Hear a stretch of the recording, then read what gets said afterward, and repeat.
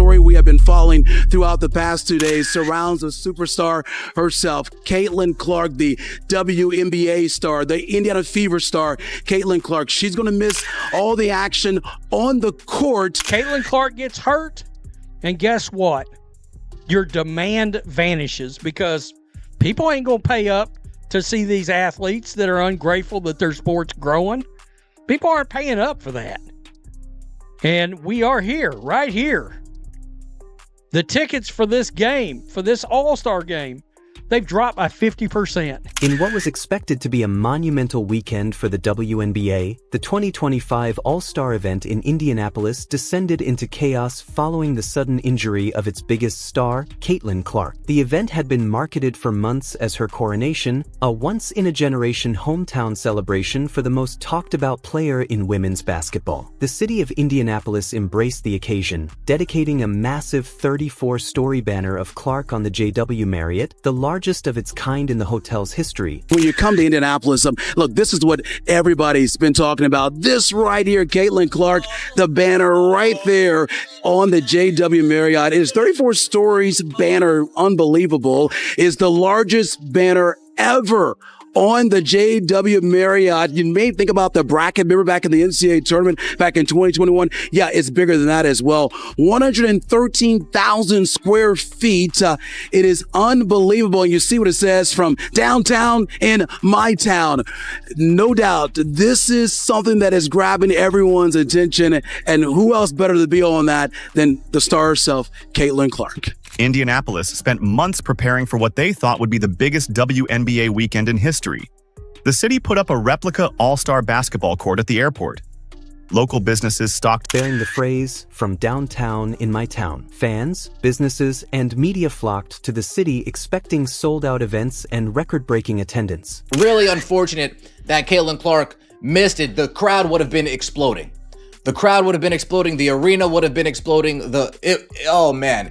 A big miss as far as the WNBA is concerned. However, that energy came to a screeching halt when news broke that Clark would miss the game due to a groin injury. The announcement didn't just disappoint fans. It triggered a real-time economic meltdown. Ticket prices, which had previously reached historic highs, dropped by over 75% within hours, sending resellers, vendors, and local establishments into full-blown panic. The financial foundation of the entire event crumbled, and suddenly, what was set to be a crowning achievement for the league turned into an embarrassing reminder of its dependence on a single player. Leading up to the All-Star weekend, Indianapolis spared no effort in making the event a centerpiece of the city's summer. A replica All-Star basketball court was installed at the airport. Downtown businesses increased staffing and stocked extra inventory. Ticket demand surged early, with Gainbridge Fieldhouse selling out in hours and resale platforms reporting get-in prices starting at $121. From $121 all the way down to just $64 after news broke that Caitlin Clark won't be playing. These are people saying, I'm done. I don't want to watch. Caitlin Clark's not. I bought tickets solely to watch Caitlin Clark in the All-Star game. I made accommodations solely to get to Indiana to watch Caitlin Clark in the All-Star game. She is injured. I have no interest in that anymore. People are selling their tickets so much so they just want off of them. 121, okay. You want it for 100? Oh no, okay. I guess I gotta lower it to 80. Oh, you don't want to buy it for 80? Okay, I guess I'll lower it to 70. You don't want to buy it to 70? I guess I'll lower it to $64. The WNBA is paying attention to these trends, and they're seeing firsthand what Caitlin Clark is worth to this league. With average resale costs exceeding $260 and premium seating climbing into the thousands. This was not just a basketball game. It was an economic engine powered by Clark's stardom. Yet when her absence became public, the financial hit was immediate and brutal. Sellers watched prices collapse to under $70 almost instantly. People who had invested in tickets for resale found themselves slashing prices just to break even or minimize losses. I bought these for Caitlin Clark, many fans said on social media, expressing their intent to cancel trips and sell off tickets. This wasn't a simple case of star absence. It was a full-blown market crash. The ticket prices, the demand fell off a cliff. And it's not just the on-court product that suffers without number 22, Caitlin Clark.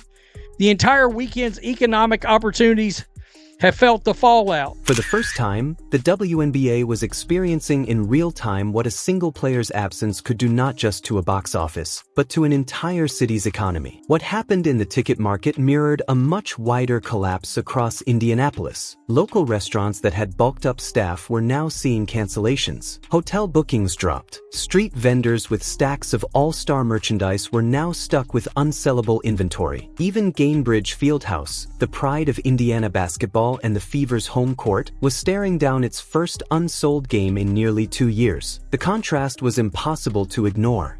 But when it comes to the vendors in the arena, the shops in the arena, they're not going to have the same amount of people patronize their business as they would if Caitlin Clark was there. The surrounding restaurants, the surrounding areas, the surrounding attractions, they're not going to have the same number of people patronize their business as they would if Caitlin Clark was healthy. 4 months, the WNBA and the city had presented the event as a celebration of the league's growth and progress, and Clark was at the center of it all. This year, for the second time ever, the WNBA All-Star Game was supposed to feature an actual star. Normally, this celebration of pretend basketball features players that no one's ever heard of. But with her gone, the illusion vanished. Business owners who'd banked on heavy foot traffic were counting losses. Fans who felt deceived began demanding refunds or selling their tickets for whatever they could get. What was most striking, though, was how sharply everything fell apart. How did we get to an all-star game in Indiana where Caitlin Clark is not healthy enough to play? Well, it all started last year in her rookie season, where she received 20% of all the flagrant fouls in the league. And most of them came from Angel Reese in the Chicago Sky. And these weren't basketball plays. They were not only fouling her, but they were getting up, laughing about it, laughing about Caitlin Clark getting assaulted. Any other work environment, people go to jail for what's going on. This wasn't a gradual shift in public interest. It was a swift, indisputable signal. Without Caitlin Clark, the WNBA's appeal evaporated. For a league built on the premise of collective progress and parity, this was a glaring exposure of just how much of its recent success hinged on one person. And the warning signs weren't new. When Clark missed several games in May due to a quad strain, ticket demand for Indiana's road games dropped significantly. In Washington, prices fell by 47%. In Chicago, it was an astonishing 71%, but those were regular season games. This was supposed to be the league's biggest event of the year. That the same pattern repeated should have surprised no one at league headquarters, yet no safeguards were in place. This was an entirely preventable collapse. Executives ignored the data. They ignored the market signals. They believed the hype could carry the weekend without its lead figure. And last year, I noticed how much it was just Caitlin Clark. Caitlin Clark was taking all the hits. Caitlin Clark was taking all the abuse. But this year they've added Sophie Cunningham. She gets more flagrant fouls on her than anybody in the league besides Caitlin Clark. And Aaliyah Boston, she's been taking hits as well. But the worst thing is the consistency. So they don't call flagrant fouls, or most of the time, Caitlin Clark could be held for an entire game at a time. They don't call fouls. They don't call common fouls. But then when it's the Indiana Fever, guess what?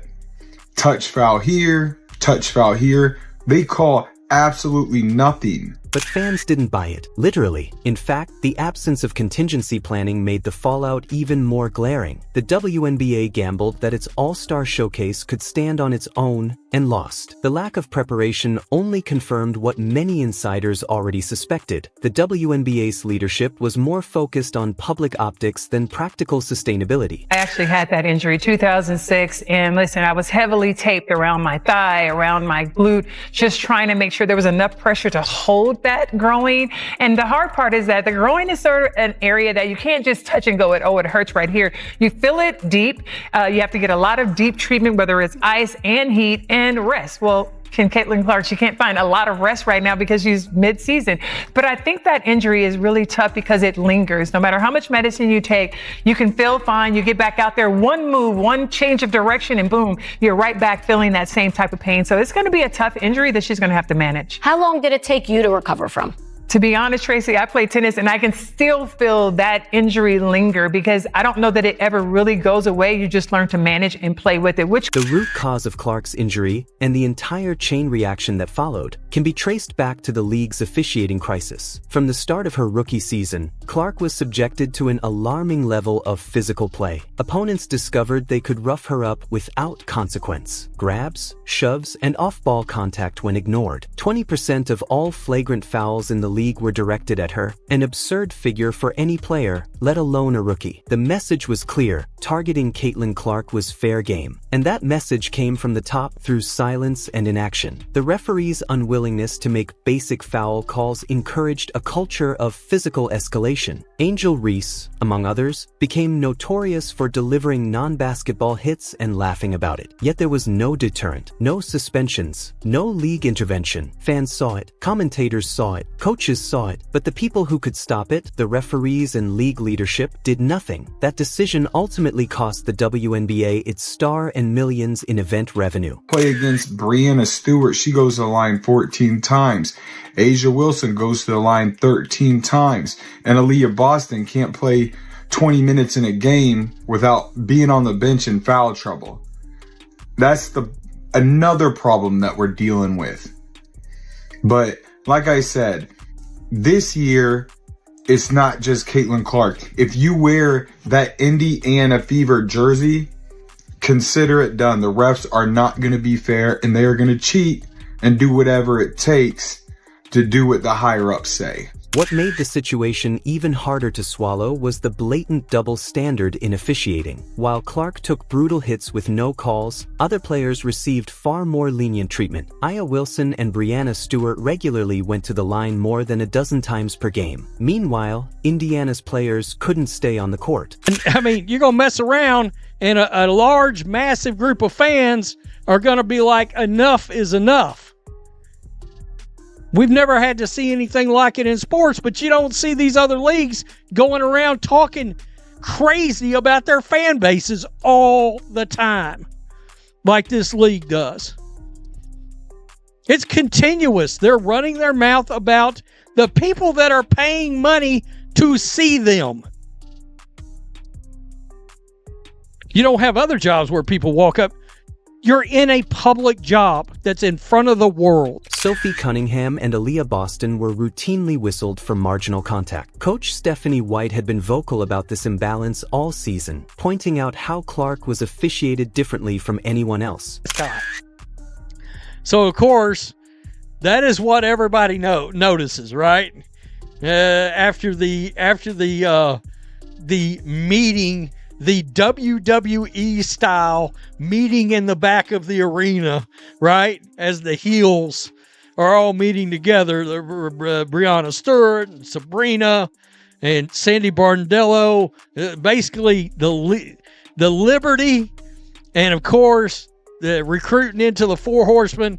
They're recruiting Caitlin Clark. Not in her favor, but against her. The league's inconsistency made games chaotic and unfair. Officiating wasn't just a problem, it was a liability. It turned basketball into a contact sport with no rules, and Clark paid the price for it. In this context, her groin injury wasn't just bad luck. It was the culmination of months of reckless oversight. When Commissioner Kathy Engelbert finally addressed the controversy, her response only made things worse. Instead of acknowledging the league's failure to protect Clark, she issued a corporate statement filled with vague platitudes about constructive dialogue and shared goals. She emphasized ongoing meetings with league stakeholders but offered no details, no action plan, and no accountability. Fans were furious. This was a moment that called for real leadership. Instead, Engelbert gave them PR spin. It didn't land. Her refusal to directly address the officiating failure confirmed what many fans feared, that the league was more interested in damage control than actual reform. storm. The moment demanded honesty. Instead, fans got marketing slogans and brushed off concerns. It was the wrong tone at the worst possible time. Meanwhile, the game itself, once hyped as the highlight of the WNBA season, devolved into a lifeless spectacle. Without Clark, the energy vanished. The league's decision to introduce a 4-point shot gimmick made matters worse. What was meant to be an innovation became a joke. Players treated the game like an exhibition, jacking up long-range shots with no defense or real competition. The result? A glorified layup line. Fans noticed. Many turned off their TVs. Others walked out mid-game. The absence of Clark wasn't just felt, it was magnified by the quality of play that replaced her. The All-Star Game, once a chance to showcase the league's best, became a warning sign of what happens when you fail to protect your stars. Perhaps the most telling moment of the entire weekend didn't even happen on the court. It came from the sidelines when the New York Liberty mascot made a public recruiting pitch to Clark. The stunt went viral, drawing more buzz than the game itself. It was cheeky, playful, and more importantly, it worked. It exposed how desperate other teams are to secure Clark's talents, but it also revealed how little the league itself understands her value. While the WNBA was busy trying to pretend everything was fine, one team's mascot demonstrated better strategic foresight than league executives. The Liberty weren't waiting for the league to catch up. They were already planning for the future. In the end, this weekend wasn't just about an injury. It was a referendum on the WNBA's leadership, officiating integrity, and ability to sustain its newfound growth. Fans didn't just walk away because Clark was injured. They walked away because they saw through the illusion. The empty seats, canceled bookings, and social media backlash painted a clear picture. The league had one job: protect its most valuable asset, and it failed. Now, the consequences are playing out in real time. If the WNBA doesn't learn from this disaster, it risks losing everything Clark brought them: fans, revenue, relevance. And this time, there may not be a second chance.